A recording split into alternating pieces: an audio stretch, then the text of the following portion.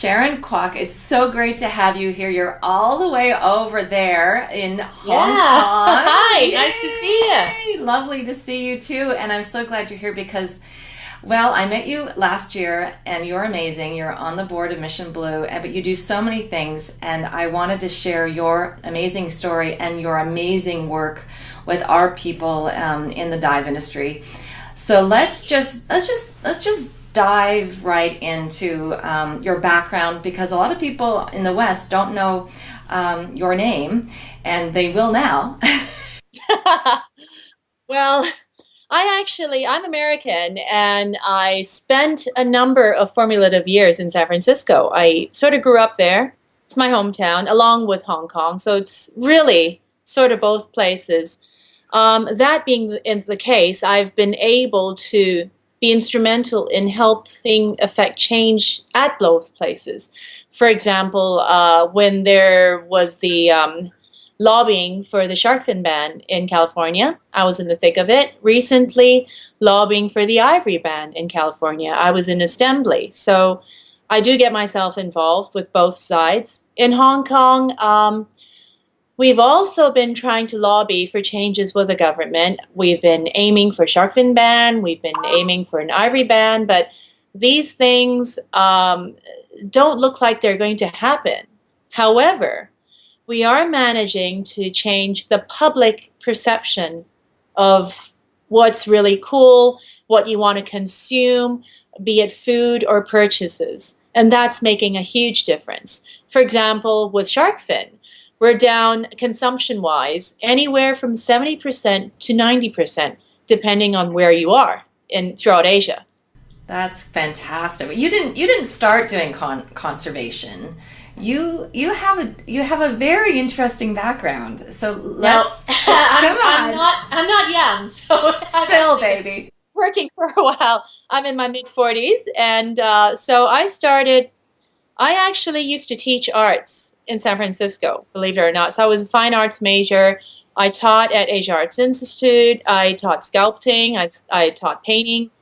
And I was in my teens then. And suddenly, my mother actually was quite instrumental in getting me involved with, of all things, beauty pageants. And one thing led to another, and I ended up in the cinematic field in Hong Kong. I've done a number of movies in Hong Kong. I've worked at all the TV stations. I've been on all the radio stations here. But I never really felt the passion that I do for the entertainment field, that I feel with my art or for conservation work. In conservation, at this point, I strongly believe that I found my calling a bit late in time, but it's never really too late. And yeah, we were chatting a little bit earlier, and I did mention that there have been two women instrumental in why I'm doing this now. Um, I guess if I really backdated it, though, my father was one of the founding members of Ocean Park, Hong Kong. So I didn't learn to swim your traditional way. I would sneak down to the park every day after my homework was done, and we live next door, and I would play with the dolphins, not actually in the water. I would just kind of I learned the hand signals from the dolphin trainers, and I would play with them. And one day I fell in, and they weren't going to let me drown. I was probably 7 or 8 years old. That's kind of how I learned how to swim. In those days, of course, we had no idea that we weren't supposed to keep cetaceans in captivity. And it was, when you're a child, the whole thing was a learning process. Today, we should know better. And I've been actually lobbying for Ocean Park to stop this practice of having dolphins in captivity. So from there, though, in between, I've done my entertainment work, my artwork, and I met with an old friend in Hong Kong, an American lady who's done conservation work. And for many years, she's been trying to get me involved. I guess my mind frame wasn't into it yet, or actually, more importantly, I didn't believe that I could make a difference. Because the way I saw it was, hey, I'm not a marine biologist, or I don't have a PhD in any of this. I'm not qualified. I'm just some actress. That's what I thought. I didn't think I could make a difference until I met Sylvia Earle. So Sylvia and I, we had one of our earlier conversations. She really inspired me to get me into this field. She told me that there are a lot of scientists and researchers out there that work very hard at what they do. They gather the information, but they may not be so good at presenting it to the public. What I'm good at, though, is pretty much making this sometimes very deep-sounding information palatable for the general public. And in my case, of course, I'm bilingual. I have to help educate the Chinese media and the Chinese public. So I translate, and I basically, it's almost like evangelism. It is a form of evangelism, but it's conservation, and it's helping everyone realize that every single person can make a difference in their daily lives through their choices, be it how they eat, the kind of energy they use, and even what they use, and how they dispose of things. So it's something that we should all be involved in. And education throughout Asia, really, is very much needed at this point. You were at ADEX and you did a presentation called Blue Hong Kong. And because Yes. I didn't go there, can you do a mini presentation for us? I want to hear how you connect.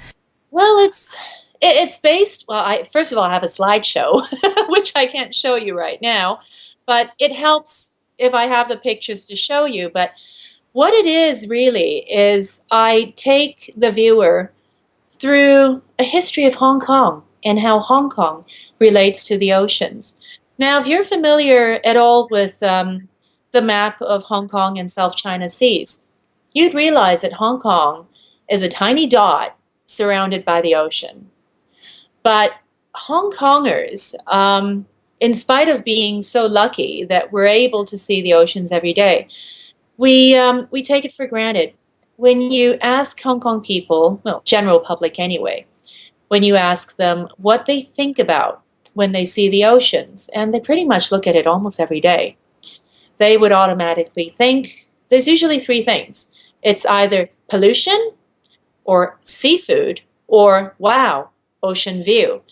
What the ocean view means, though, is that, well, if your real estate faces a lovely view, then of course the real estate prices go up. So they don't look at the ocean and think, hey, that's our life support system. So, I go and do lots of school talks or talk to corporations, and basically I do use a lot of the information that we as divers and conservationists already understand and we know. I talk to them about how biodiversity relates to the ocean. Now, with Hong Kong, though, I've got lots of old pictures dating all the way back to the 1950s. And of course, I wasn't even born yet, so I collected these photos from other sources. And I would walk them through how we used to fish in Hong Kong. And I actually have underwater footage from those days. So in those days, you'd be using a Calypso camera. This camera was used in one of the James Bond movies. And it uses film it's all manual. And you have to bring down all these light bulbs, which you use once, and you would basically throw it away and have to put another bulb in underwater. And it's mind-boggling how those old-timers managed to catch anything on film, because fish aren't going to pose for you, but they did. And most of the pictures that I've seen from the past, I'd see divers diving with their triple tanks and double hose and, mishmash of gear. But you would see schools, wonderful schools of fish in Hong Kong waters, which you no longer see. And I would walk people through time based on Hong Kong, and I would show them how we got to the point where Hong Kong's fisheries have absolutely collapsed. But Hong Kong government has taken some positive moves. We've banned bottom trawling since January 1st of 2013. We're seeing a rebound in some species. In fact, there's one species called the Chinese bahaba that I thought had gone extinct. We're seeing smaller ones that are showing up now. They grow to about 6 feet long, and it has a sister species in Mexico called the totoba. Unfortunately, the Chinese really, really like this fish, and it's worth a lot of money for its swim bladder. They actually take this and they dry it, they make a soup out of it, or they cook with it. And I'm personally, okay, I may be against eating certain forms of seafood, or in fact, I try to go vegetarian as much as I can. But I'm not going to say I can get all the public people to do this. But what I do try to do is I try to educate people so they realize that if they want health foods, they don't need to spend an arm and a leg in order to get something that they feel is bringing them better health or whatever other traditional Chinese medicine properties that they think it might bring them.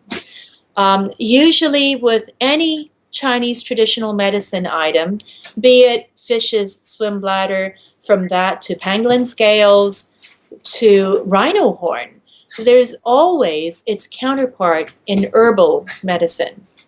And sometimes maybe even that we're taking too much of. So we need to start sitting back and looking at sustainability issues. At this point, we're looking at a China that we have a lot of nouveau riche, and sadly, due to the Cultural Revolution, most people have been brought up to, unfortunately, be very self-centered. I wouldn't say selfish, because they don't do it intentionally. But I am thinking that situation is very, very hopeful, because I look at how Hong Kong has progressed from, say, the 70s to today. And we have really improved by leaps and bounds. And in fact, Hong Kong today is very similar in many ways of thinking to, I would even say, parts of US. So, and of course, we've got a lot of people that have studied abroad and returned to Hong Kong. So for China, I do remain hopeful, and I think that given a short enough amount of time, hopefully it's a race against time, but we'll get to a point where the general public realize that maintaining things so that everything becomes sustainable is more important than self-gain, because it's just not sustainable. We need to protect the planet for future generations. How do you typify a the mainland Chinese to the city dwellers of Hong Kong? What are the differences that you see in their awareness or their sensibility to the ocean and what we're doing to it? Well, see, Hong Kong people at least look at the ocean every day. In China, most everyone don't, because you just look at the map, that's the way things are. So in order to educate people, I would think it's more important to try to bring people closer to something first. And of course, getting people wet, all right, getting people to dive would be a wonderful thing. I mean, if we were all divers, then we're halfway there, because almost everyone would then, be very concerned about our oceans. But unfortunately, we're nowhere near that. Why I'm saying this is, for example, I've been working on shark fin issues for past 5 years. I've been working on ivory for about 2 years, but I believe that I've gained probably more traction with ivory than I have with shark fin already. Well, people know elephants. They're part of land. Not everyone swims even, you see. So talking to people about elephants, they feel a closeness to elephants. And of course, most Chinese, in spite of the Cultural Revolution, people are still mainly the general public believe in Buddhism in China. And so elephants have a very important place in Buddhism. So all that, plus the fact that they believe that elephants are very humanized animals. They have a herd. They're very concerned about their families, and it's much easier to sell elephants to the Chinese public. Of course, the oceans, in the oceans, we have cetaceans, which would, in many ways, should reflect family values as well, but they just don't feel as close. Most Chinese, they look at cetaceans and they probably think, oh, it's a fish. And we eat fish. What's the big deal? So it's quite an uphill battle. But we do our best. I try to educate through making education sexy, making it fun. How do I make it sexy? Well, for example, reef check in Hong Kong. We've been doing reef check for a number of years. But the people that I've been getting involved in reef check, of course, I've got advisors and people like Sylvia Earle, but the people that I've got in front of the camera, I've invited certain Hong Kong models, certain film stars, pop stars, and of course they're not hard on the eyes. They look good in a bikini, for example. So that makes reef check something interesting. It gets the press interested to talk about it, and therefore we get coverage. With education in schools, I, for example, created a line of toys, and I spent 2 years sculpting the molds for these. And they're usually they're fish, and they're based on my Blue Hong Kong series. So they have something to do with Hong Kong. And when kids buy these toys in the public, or if I go to schools and I pass them out, it comes in a little capsule that's made of paper. The toy itself is plastic, and plastic isn't our enemy. It's how we use it and how we dispose of it, and how we try not to use single-use plastics, of course. You open this capsule, and it has little bits of paper in it that talk about how what the species is and how we need to look after it and why it's important. So I educate through toys.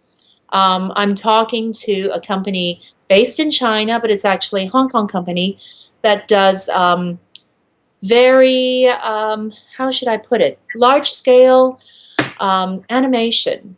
And their cartoons are viewed throughout the whole of China, and it's actually quite famous. So I'm talking to them about possibly incorporating conservation messages into their cartoons, for example. And sometimes if you think about it, China's gone through a phase, and it's just ended, of families, couples only being allowed to have one child. It's that one-child policy. So a lot of these kids are spoiled. Their parents have only one kid. They do everything for this one child. And when these kids go to their parents and tell them, hey, we got to stop eating shark fin soup. Do you know why? And the kids are educating the parents. It really works. Yeah. This is such great stuff. This is exactly where we need to go, is educating the kids so they can educate us. I mean, it's working. It's working. It's just what we have to do. There's no doubt about that. I'm very excited that you're getting some traction on this cartoon angle, and also all the models and pop stars in Hong Kong, because that's I know how voracious an appetite the Chinese have for their heroes and their celebrities. So this is a perfect way to get them listening, get their attention. I know you do a lot of events. So can you tell us the types of events that you run that have been really successful? Well, now we talked about this earlier, how a lot of people that have gone into conservation feel that there's a higher power guiding them. And I'm Catholic. Went to St. Peter and Paul's in San Francisco. So I do believe that he's guiding me, because a lot of the times I actually didn't go searching for a means to an end. but things happen that guide me and show me a path to what I can do to make a difference. And what's been happening in Hong Kong is one of my events, one of my more successful ones, for example, have been there is an initiative that's global, and it's called the Global March for Elephants and Rhinos. And last year, over 150 cities throughout the world have got involved, including Hong Kong. So the first time I joined Global March, we were talking about basically just ivory and elephants, because I wanted to stick with something that had to do with Hong Kong and had to do with China. And Hong Kong has been well known in the past as the hub for shark fin as well as ivory. So we joined the Global March. We had a bunch of pop stars and models and TV actors and such join us. And we were on street corners protesting, passing out flyers, and we had people doing a double take and wow, coming back for a photo with a certain star or not. But we were all just in our T-shirts and doing our thing for the planet. And it was wonderful. We got a lot of press coverage, and it really, really worked. So the first year we concentrated on elephants. After that, I was approached by another group called Elephant Parade. Now that group isn't my group, but it's pre-existing. You can Google search them. They do good work. They raise funds to help elephants globally. And they approached me because what they've been doing is they go to cities, in different countries, different cities, and they approach well-known people in that place, artists, celebrities, even presidents, and they ask that this person help design an elephant. So they have a basic elephant that's roughly as tall as a person, doesn't have tusks, is a very basic form, and you could do whatever you want with it. You could paint it with all sorts of beautiful designs. You basically really do whatever you want with it. And I was asked to do one. So what I did is I ended up with Sharkophant. He is a blue elephant with a white bottom, kind of reminiscent of a great white. He has a dorsal fin. He's got 5 gills. He's got a tail. And he's Sharkophant. And people ask me, what does Sharkophant eat? I'll just say he eats poachers. So Sharkophant. Now, what Sharkophant actually means, he's our mascot now. And he resembles the largest animal on land and the largest fish in the sea, both of which are facing possible extinction due to bad Chinese traditions which need to change. And we're changing it. We might never really get that ban on shark fin in China. But it's gotten to a point where it's no longer the hip thing to do, to have shark fin. People that have wedding banquets, which is traditionally one of the main events where everyone's got to have shark fin. For the past, I would say 3 years, I have not attended any banquet that's had shark fin. Well, then again, it could be that they know I'm coming. I don't know. But really, we've done surveys, and shark fin consumption has really gone down. It's as if you have shark fin, people are going to look at you and go, "Are you kidding me? You're still eating that stuff?" It's no longer the hip thing to do. So changing traditions, changing values, changing the way that people view consumers' views is actually the answer to how to tackle the whole thing at this point. Well, I love this Sharkophant thing. This is going to get more attention for the oceans because I guess what's under the waves is ignored. And so this is a way to bring it to the land and people can start realizing what's going on. I know you're...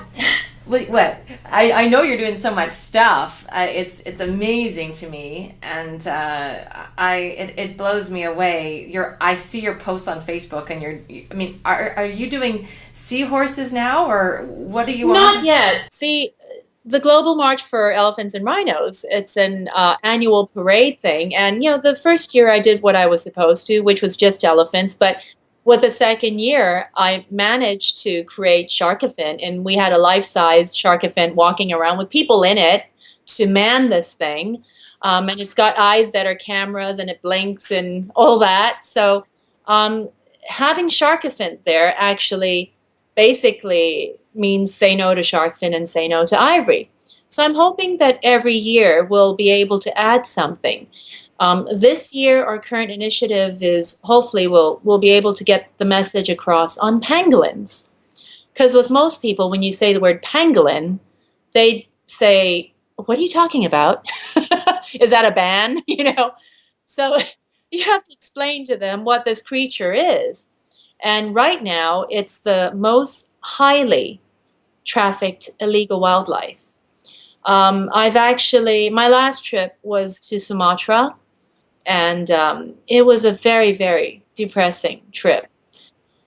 When you go to places like that, you'll learn not to hate the people. It's very easy for people from one country to look at another country from afar, see the results, basically how they consume, how they act, and just easily say, "I hate those guys, they're terrible, they should all die, let's just throw a bomb over there." It's very easy for people to think that way. But when you've been to those places, it's really an eye-opener. You get to understand how poor the general population is. Police there, they don't make enough to even maintain themselves, let alone raising a family. So in order for them to make enough to raise a family, they need to do a few jobs, side jobs. They could be tour guides, drivers, whatever. They do a combination of jobs in order to actually maintain a very low level of living. When I was there, I had a friend he works at a zoo. One of his jobs, he works at a zoo. He had a car, and I also hired him as a guide. I shouldn't say hired, he's a friend, but basically I gave him some money, which he used to fund his own foundation. He's trying to save a few other species. He has a car that is basically falling apart. The back doors have no handles, but his neighbors are jealous of him for having this car. It's a truck. So when you look at that big picture, you have to understand that a lot of people may not want to do what they're doing, but it's a matter of survival. You look at Africa, you would then realize that some of the tribes don't want to kill elephants because some of them believe that elephants are their ancestors whose souls come back in the form as an elephant, and they don't want to hurt them. But if you've got starving family, starving kids at home, and if you manage to kill an elephant safely without being caught or killed in the process, and you sell the tusks, then your family at least would be fed for quite a long time. That's why people do these things. The rate of devastation, what's going on in Sumatra though, the scope is so big that it's a massive problem that would take many, many, many different initiatives, from NGOs to governments to, of course, their local communities and the local government. Of course, corruption needs to end. It's blatant. It's not like I'm saying something that should be hush-hush. It is absolutely blatant. And when you look at the big picture, I think ultimately the biggest problem there, you start with species going extinct and people taking the species. But why are they doing that, and how are they doing that? Well, it's because these animals have no place to go due to habitat encroachment. If you do a little Google search, go on YouTube, you might be able to find some footage. I think PETA recently did some pretty amazing stuff. They used drones, they used planes, and they collected aerial footage of deforestation, habitat destruction in Indonesia just within the month of April. And we're looking at just as far as the eye can see. It's just unbelievable. So when you're looking at that sort of scale of destruction, you have to look at why they're doing it. And some people might think, okay, it's palm oil. Yes, it's palm oil. But if it's only palm oil, then maybe you stop the destruction now and you maintain what you've already taken from the forest and are using now as farmland. You maintain that for the crops, for having palm oil, continuing that. What's still virgin, leave it alone. But they're not doing that. Of course, it's not sustainable. And right now I'm at the point where I just don't see how I could really, I don't see how anyone is going to turn that tide yet. So it's very depressing. But meanwhile, there's a lot of NGOs that are trying to help by having sanctuaries for these animals. I know it's a 50-50 sort of school of thought. Some of my friends are of the mind that, for example, birds should not be kept in cages. They should be allowed to fly all over the place. I have a bird, but he has full flight of my home. He kind of gets the whole house dirty, but he's a corvid, very smart. And my cats are actually a lot bigger than him, but he beats up the cats. So everything works and he's happy. So personally, I think that if we really can't deal with habitat loss on that sort of scale at this point, let's at least try to form, say, a Noah's Ark sort of school of thought for certain species.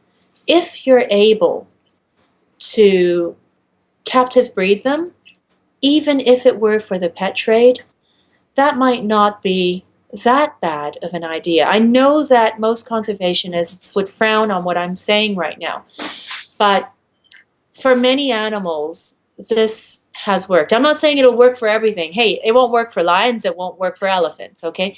But the smaller things, for example, chameleons.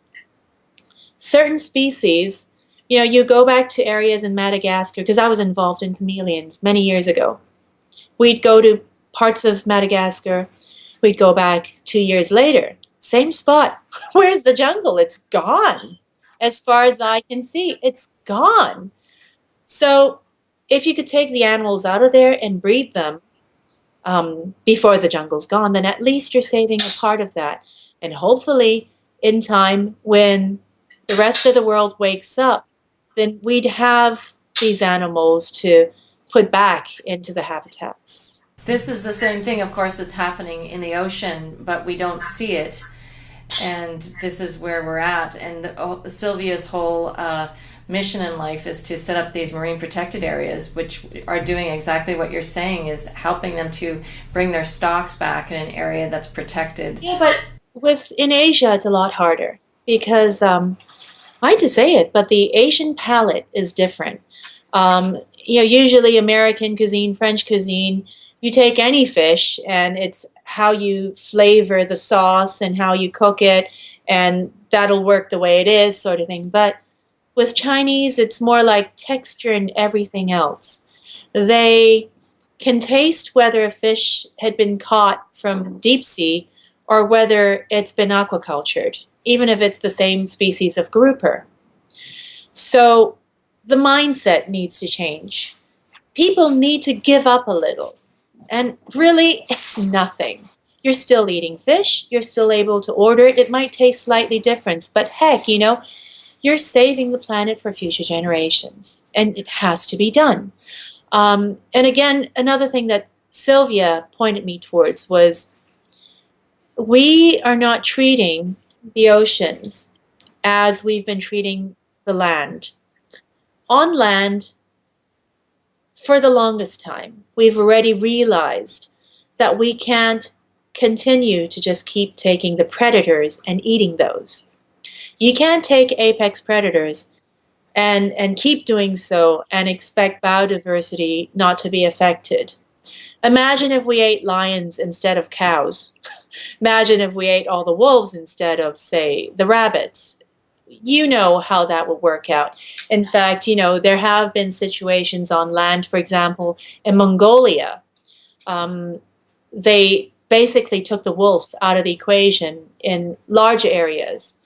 And those areas, of course, had things like prairie dogs, which their population multiplied far too much, too quickly.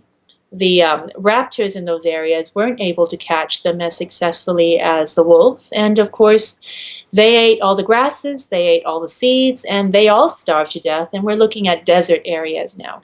So same thing is happening in the oceans. We're basically eating mostly the carnivores. And we're not targeting the herbivores as we should. In the long run, of course, this would not work. China actually had the right idea hundreds of years ago. China used to do full cycle farming. And that would mean that a person would live in the house on the top of the hill where the fruit trees or the tea trees or whatever plants that we could actually derive foodstuffs off of at a higher level. And as you go lower, they would start planting other vegetables.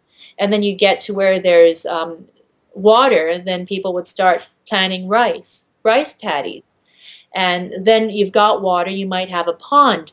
And of course, there you'd have fish like tilapia and catfish, things like that. And so, this whole scale where you've got, of course, on the meadows, you'd have things like cows and chickens and other food stuff, the whole farming cycle. And when you're self-sustaining like that, that's when it doesn't harm the rest of the planet. Of course, the best thing you could do is to become a vegetarian. I'm all over that. Yeah. This is something that there's a tremendous kickback about, though, because people here and everywhere feel entitled to having the food that they've eaten before, even though they are now being told that it's destroying the planet. They still want it. So I think your idea and it's not just an idea, this is what you're doing, is you're making these things so uncool that it's shifting mindsets, because just telling people it's going to wreck the planet doesn't work. Yeah. So you need to start the trend, really. It needs to become a trend that, the rest of your peers would frown on you if you go near that. So, yeah. Well, I want to talk to you about a thing that's very dear to my heart, because I believe that we in the industry, because we travel so much, we are global citizens. Yes. I don't think we necessarily embrace that, but I'm just putting it out there that because we travel around the world, we are global citizens, and there are things we can do as we travel and become more aware of other cultures and other issues that truly affect us all. We can start to affect change in our own little ways. And I know you are the perfect example of a global citizen. What kinds of things would you suggest we global citizen divers can do every day or whenever to affect change? Just do our part. What would you suggest? First of all, now, I think we all know what proper dive etiquette is, but not everyone observes it. I do see people spearfishing with tanks, for example. So, observing what you should be doing is very, very important. In Asia, I'm happy to say I'm starting to see more people diving, and this is throughout south of Taiwan to Hong Kong to Hainan. And it's growing, but the education is still lacking. Proper dive etiquette, it's not quite there yet. And sometimes what I see from other people's footage, if I see video footage, and I'm connected to some other dive sites, dive shops throughout Asia. I get to see their stuff, and in fact, they want me to go and like their Facebook page or whatever, for example, and I would see their videos, and more often than not, it drives me bonkers because I would see people. Um, for example, it's just the thought of it. There's one dive shop. I'm not going to say where, but they're going to change. Um, these two young guys, they wanted to start a dive shop. They love diving, and even their tanks are not really scratched up or anything. So it's quite brand new. But in trying to get everyone to swim, and they're based in a population of a lot of people who don't even swim. This is really, really weird, actually, because I am talking about the south of China, south of Taiwan, okay? And it's very warm waters, clear waters. I don't see why there's not more divers, but it could have a lot to do with a lot of Chinese people have this concept of main ingredient to beauty is having very pale skin. Okay, especially women. So they don't go out there and have a tan. They wear their hats, they cover up everything, and they wear their sunblock. And so swimming isn't something that a lot of people get into. And it's been quite bizarre because at some of these places in Taiwan, I see people doing snorkeling activities, like they're tourists, and they paint their faces with sunblock. They're wearing actually a safety vest. You can't even snorkel down. You're floating. And they're just looking down with a snorkel and their mask. That's all they're doing, kicking around, and they're looking into the ocean. And they're in an area where there's a lot of small fish, so they could bring bread in and feed the small fish, and the fish come. Now, of course, it's better than nothing. It's bringing people closer to the oceans one way or another. But what's been happening there is, so you've got these young guys with their new shop trying to get people who don't even really know how to swim into diving. And these are not even swimmers. So they sit there and they talk about it for an hour or two. They tell these people about how to use the mask and the snorkel. And granted, they don't go deep. They go probably, I would say, maybe 15, 20 feet only. And there would be like two instructors to maybe a couple of people. And they don't give them fins. They bring them down there, and they're hanging on to these people while they get a feel of what it's like to scuba dive. Then they deposit them on, say, a mound where there's coral. And of course, in the footage, I see people sitting on coral, breaking coral, pulling out little shrimp and taking pictures with it, doing your typical hi thing with a little shrimp. And of course, legs are falling off, and it's just awful. But these are not bad people. They just don't know what they're doing. So what your job is, Lori, if at all possible, is to try and help educate. There should be this global diving community, and I believe there is, where everyone is helping everyone. And what's desperately needed now in Asia, now that many more people are getting into diving, and they're getting into it in a very serious way, is proper diving etiquette, the education for that. Well, this is really interesting because I think we have similar problems in the Caribbean. And there's some islands that have a connection to the water, and there's other islands that they don't even stick their toes in.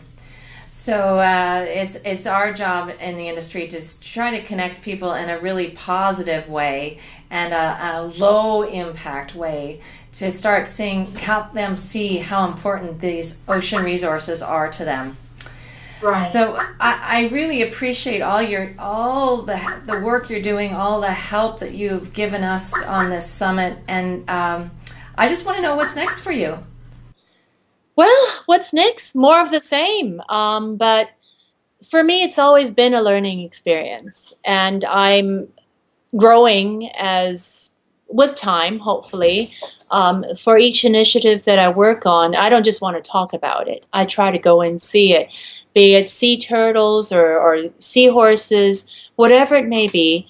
I do try to learn from the experts and really get my mind on the issues, wrap my mind around it, learn before I can properly educate people.